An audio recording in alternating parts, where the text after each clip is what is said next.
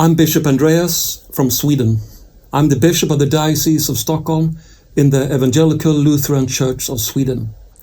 I was at the COP27 last year in Egypt, and as I went back home again, I was disappointed. This year at COP28, we need much more from the world leaders. Among other things, we need firm commitments towards cutting our carbon emissions and towards phasing out fossil fuels. The importance of faith communities, whether Christian, Muslim or some other faith tradition, in addressing climate change is huge. Most people on this planet are believers and they belong to a faith tradition.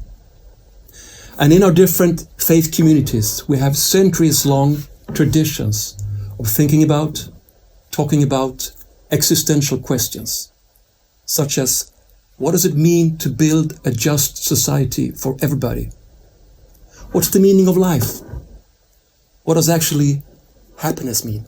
And what does it mean to be rich? Those are questions that we in the faith traditions have long talked about. So faith leaders and faith communities are needed at the table of the discussions towards how we are to manage the climate crisis. The main priorities of the religious institution and community that I represent, Church of Sweden, are three. Our first main priority is to be climate neutral by 2030 as an organization. Now that is a major undertaking, and as I speak, we're taking some giant leaps towards that goal to be climate neutral by 2030. Our second main priority is the whole issue of climate justice. At the moment, there are so many devastating wars going on. If we want peace, we need justice. The Holy Bible is very clear. Peace and justice are intertwined, interdependent. We cannot have peace without having justice. And in today's world, a major thing with justice is climate justice. We need climate justice.